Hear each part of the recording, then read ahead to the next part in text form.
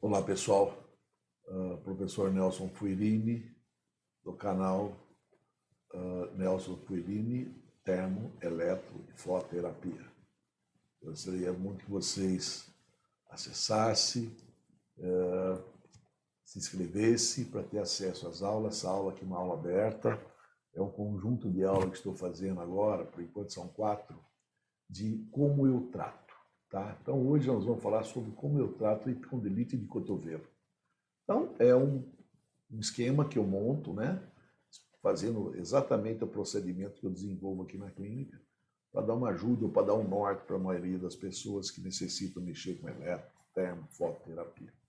Tá? É um prazer estar com vocês mais uma vez.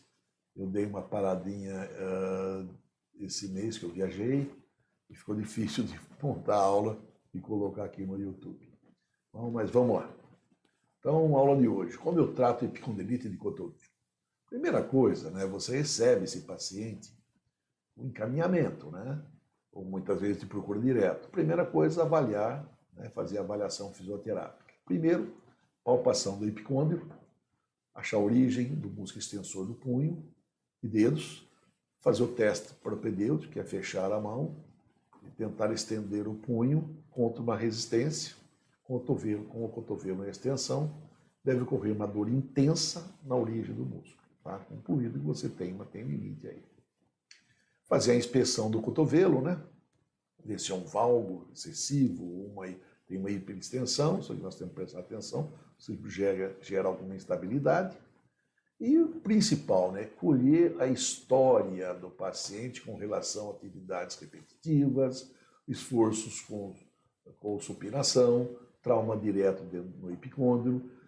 Outra coisa que é importante é pesquisar se tem infecções urinárias repetitivas, intestinais, difensão de garganta, ouvido, canal dentário e outros. Por quê? Porque leva, né?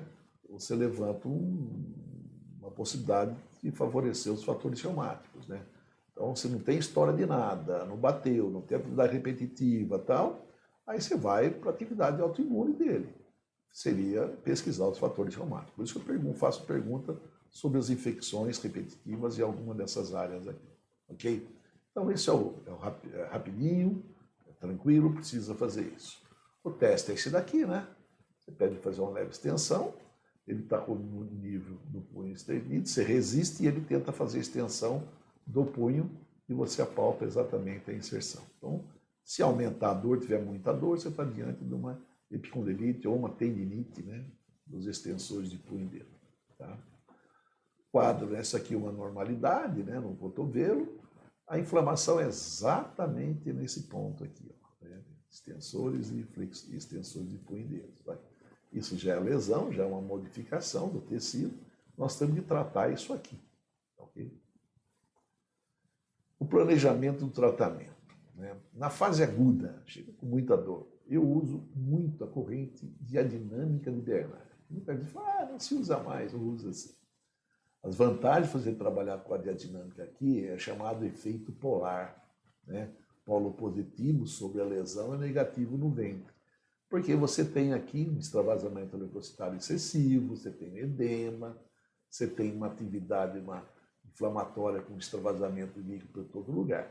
Você fazendo isso aqui, você faz uma endosmose, você diminui a concentração de líquido aqui, né, diminui a atividade específica da inflamação. Então você tem diminuição da dor, diminuição da permeabilidade da membrana lipoproteica e diminuição da atividade inflamatória local. Aqui eu tenho um aumento. Se eu colocar esse polo negativo aqui nessa hora, o paciente vai piorar. Então as correntes que eu uso, né, no tipo de diadinâmico, uso ADF, MF e LP na fase muito aguda. Polo positivo sobre a lesão, né, e o negativo no ventre do músculo correspondente. 4 minutos por corrente, intensidade tolerável. Cuidado com a cauterização. Cheque se não tem erupção no local, ferimento, verrugas e assim por diante. Aí você protege com um pedacinho de fita creme. Então, na fase aguda, é comum eu trabalhar com isso aqui. Laser de 904, né? Laser que a gente usa na ortopedia, densidade de energia, a dosimetria em densidade de potência. A gente usa de 20 milijoule a 30 milijoule. Técnica pontual cobrindo toda a área e a extensão do tendão inflamado. Nessas condições, eu também uso muito no pós, né, terminou a fisioterapia, eu faço a bandagem de inibição muscular. Isso é técnica, né? Eu uso a técnica de inibição muscular para relaxar essa musculatura e não tracionar menos a inserção. Quando for realizada a atividade com o membro, tipo ele vai ter um digitador, alguma coisa assim, a gente solicita aquela cinta de tennis elbow, né? Cotovelo de tenista. Aquela cinta ajuda muito durante a atividade. Legal? Hoje a gente tem umas coisas mais sofisticadas. Isso aqui é um cluster, cara. Isso aqui é um aparelho que a gente trabalha com 4 lasers de 660 nanômetros vermelho, né? Para as lesões mais superficiais. Cada um desses tem 50 miliwatt de potência. E esse no centro aqui é um 904, de 100 miliwatt de potência. Tá? Então é um laser bem potente. Então eu tenho aqui mais ou menos 200, 300 milijoule de energia aqui, embora isso para a região mais superficial e isso para a lesão mais profunda. Aqui ele ligado, né, são os vermelhos, e aqui no centro nós não conseguimos enxergar a luz 904. Né? Então isso é o chamado de cluster. Normalmente eu uso muito mais o cluster nesses casos do que o laser pontual na epicondilite de cotovelo. Ele pega uma área maior, faz uma eu pego desde o ventre muscular e vou até o tendão. Tá? Aqui eu estou em cima do tendão e aqui eu estou. Então vou fazendo técnica de pontuação, não varredura. Faço aqui, faço ali, vou mexendo esse cabeçote. É um cabeçote grande, né? Essa é uma área grande, né? Com a distância de cada eletrodo. Mas isso, vocês vão ver nos aparelhos agora, eu uso muito aqui. Tá? O cluster é uma inovação e nos ajuda demais. Tá?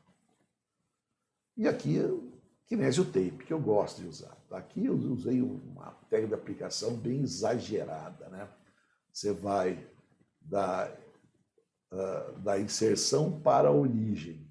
Isso é uma técnica de inibição. Se você colar aqui, próximo da origem, e trazer para a inserção, é uma técnica de estimulação. Eu quero inibir a atividade funcional desse músculo. Eu quero diminuir a atividade, o tracionamento no epicôndilo. Isso nos ajuda muito. Se é na fase aguda, eu posso pegar desde o punho até lá, mas eu posso pegar aqui no meio do músculo, a partir do tendão do músculo aqui, né, pegando o ventre muscular e fazer esse trabalho aqui. Isso ajuda muito, né? E após, ele pode até usar isso aqui, e a hora que ele for fazer alguma atividade, usar a cinta de tênis elbow aqui para dar mais uma fixação no músculo e diminuir o tracionamento na inserção. Muito legal, funciona muito bem. Aqui, na fase subaguda, eu já entro com ultrassom, normalmente ultrassom pulsado a 20%, cristal de 3 mega, né, que é bem superficial, mas pode usar o cristal de 1 mega, mas tenha cuidado na dosimetria. Se eu estou com 3 mega aqui, eu estou com 1,4. Pego da criação contato direto. Gosto de usar a fonoforese, tá? Que é a indução de anti-inflamatório durante a aplicação. Material geralmente emulgel, né? Cataflã, Profenib e vários outros que tem na forma de emulgel. Você mistura no gel a 30% e faz a aplicação. O ultrassom melhora a microcirculação e favorece a absorção maior desse anti-inflamatório local. Tá? Ao tempo de aplicação, né, o tempo de aplicação é dividir a área de tratamento, né, de lá por 5 por 10, e dividir pela área do seu cabeçote. Isso vai te dar o tempo mínimo de aplicação do ultrassom. Não tem essa de ficar medindo quantos cabeçotes cabe lá, está tudo errado. Cabeçote é área geométrica. O que vale é o ERA, o ERA é a área menor do que o cabeçote. Então, continuando. Aqui ainda na fase subaguda, já saí da corrente interferência de adinâmica de Bernard e já fui para a corrente interferencial. Okay? Corrente interferencial, portador de 4.000, AMF de 100 a 110, delta de frequência de 50 a 55, slope 1,51, técnica bipolar, tempo de aplicação 15 minutos. Após a aplicação dessa corrente, o laser 904, 30 milijoule, já sobe um pouquinho mais, subagudo, pontual, cobrindo todo o tendão. Manter aqui o kinesiotape e a cinta de tênis elbow em atividade, né? Outra aplicação. Aqui, se eu tenho uma dor já difusa, espalhada, eu posso usar uma corrente interferencial tetrapolar, tá? É uma técnica, depende da necessidade do paciente. Então, aqui, ó, um canal aqui e um canal aqui. Canal 1 aqui, canal 2 aqui. Eu vou ter um vetor aqui no bíceps, de inserção, aqui no flexor, aqui dentro do ligamento, a inserção, né, do ectoliteite, e aqui na área da minha tendinite. Então, eu trato o cotovelo inteiro. Então, o cara chega com dor na epicondilite, mas com dor difusa, toda complicada. A gente parte por uma tetrapolar, até localizar bem a dor, a gente volta para a bipolar. Tá, ok? É uma possibilidade. Bom, isso é um outro recurso que nós estamos usando muito aqui, né? Isso aqui, para situações de quadro inflamatório persistente, passamos a usar a radiofrequência não ablativa, com uma frequência de 1.200 kHz, tempo de aplicação 6 minutos, dose de aplicação em torno de 100 a 150 watts, cabeçote mono ou bi, resistível. Isso aqui é um bipolar, tá? Aqui é um eletrodo, essa bolinha aqui, e aqui esse anel é outro eletrodo. Então fecha entre eles, tá? São resistivos, tem que usar muito gel, e movimentos contínuos. Não pode parar. Para você queima o paciente. Tá? É um calor profundo. Quando a gente está tentando a cronificação, a gente passa para a radiofrequência. E aí, isso aqui, o pessoal já estão mudando o nome, é um circo, né? Então, eu já vi, vocês vão começar a falar, porque eu uso TECAT terapia, TECAT 2. TECAT nada mais é que uma radiofrequência de 540 kHz a 560 kHz. Eu prefiro trabalhar com a radiofrequência não ablativa, porque eu tenho 560, 1.200 e 2.400 Hz. Me dá uma capacidade maior. E gosto de trabalhar com resistivo. Tá? No capacitivo, acho que eu não tive experiência e não confiei muito não quando às vezes que eu mexi no equipamento. Prefiro esse, que é muito mais local. Então, isso é uma nova aplicação, nunca na fase aguda. É da fase subaguda atendendo a cronificação. E outra terapia que pode ser utilizada seria o onda de choque, né? O shock wave, que cabeçote de 1,5, côncavo, sem pulsos, né?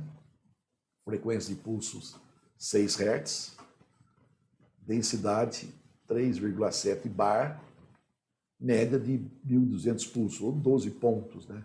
Cada ponto se dispara 100 pulsos, né? Então, isso aqui precisa ter cuidado na hora que você bater em cima da parte óssea. Então, pega mais a parte tendina, não coloca em cima da parte óssea aqui, não. O paciente não aguenta, isso dói, tá? Eu estou usando aqui um cabeçote de 11 milímetros, côncavo, né? De 1,5 milímetros, côncavo.